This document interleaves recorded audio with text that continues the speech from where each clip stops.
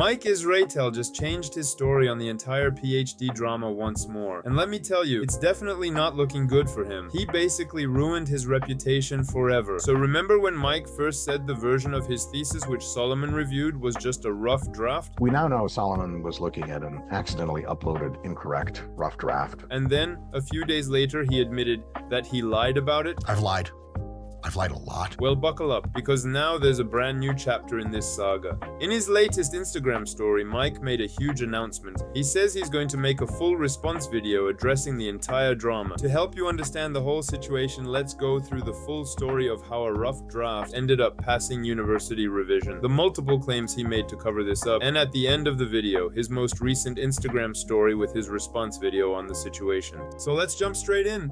So Mike first responded to the drama on October 4th with this gem. Oh yeah, I sent Milo multiple files because I didn't really know which one was the right file after 12 years. Oopsie, right? I guess technically I submitted the wrong draft to the graduate school. Yeah. No. You're seriously telling us that you didn't know which version of your own PhD thesis was the official one? Come on, man. We're not buying that. You mean to tell me you spent years working on this thing, the literal document that earned you the title doctor, and when it came time to send it, you just guessed, like, one of these is probably it? That's not a minor oversight. That's like saying, I'm not sure which baby is mine, so I just took home whichever one looked familiar. Doesn't make sense, right? I always double check, triple, and quadruple check a simple text before sending it to my mom. You're telling me you didn't check the single most important academic file of your entire life? Not even once? You basically just admitted that you were so disorganized or careless that you have no idea which version you actually submitted to your university. And that's coming from the guy who constantly reminds everyone that his IQ is above 160. And so my IQ is above 160. We don't know how high because they don't do standardized IQ tests above that. Brother, if you're too smart to remember which file got you your PhD, maybe that number needs a recount. But wait, it only gets better from here. According to him, he sent Milo a bunch of random drafts of his thesis and basically told him, yeah man, I'm not really sure which one's the final version, so good luck figuring that out. And told him to make a response video on his behalf to the whole drama. So let me get this straight. You took another gamble, handed your friend a stack of mystery files, told him you didn't know which was which, and then let him go make a public defense video for you. You didn't think, hey, maybe I should double check which file actually got me my PhD before I let my buddy risk his entire reputation defending it. That's wild. But what's wilder is that he basically tried to make us believe that the version Milo had was a more cleaner version with way less errors, but it was older than the one that Solomon reviewed? Well, that does not make a lot of sense. Now poor Milo's out here looking like a fool, trying to defend a document that might not even be the right one.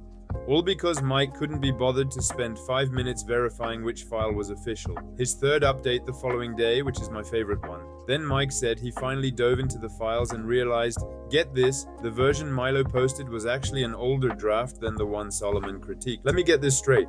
You waited all that time, after Milo spent hours making a 38-minute defense video, after the interviews, after all the editing and uploading, and then you decided to check which file was actually the right one? Make it make sense. If that doesn't scream lack of effort, I don't know what does. You're literally admitting that you didn't do the most basic due diligence before responding to one of the biggest controversies of your career. It's like if a company's CEO gets accused of fraud, and instead of checking the financial records, he sends his intern to hold a press conference saying, "Don't worry, everything's fine."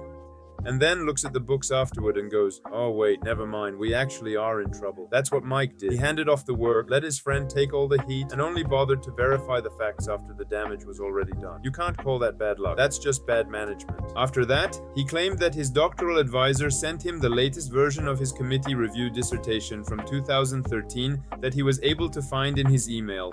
12 years after the fact. Convenient timing, right? Yeah, sure he did. Because nothing screams totally legit like your old professor randomly digging through a decade of emails and magically stumbling across the missing masterpiece. The timing couldn't be more perfect if it was scripted. The second people start tearing apart his PhD, suddenly, boom, his advisor turns into Sherlock Holmes and finds the real one.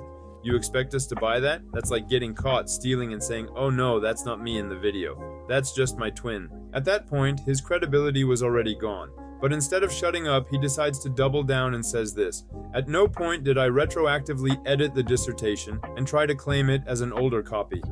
Mike, my guy, You literally just said you made a 2025 corrected version. That's editing.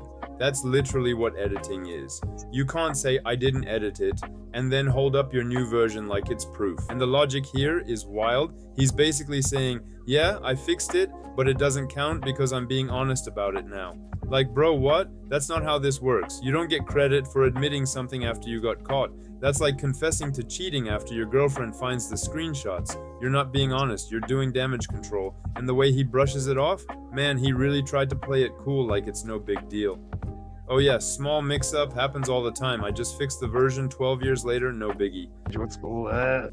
This isn't a typo fix, it's you rewriting your past and pretending it was always like that. At this point, it's not a defense, it's a comedy show. He's just making stuff up as he goes, hoping people stop asking questions. And honestly, that's the funniest part. He's trying to prove he didn't lie, and in the process, just proves it even harder. Mike then made a post saying that the version Solomon reviewed was indeed the final version, and that there were no other newer or more updated version with less mistakes. He literally writes, upon review, the dissertation Solomon examined was indeed the correct one. So let me get this straight. You go through all that damage control, you scramble to fix things, and then you post that the version with all the mistakes was the actual final one?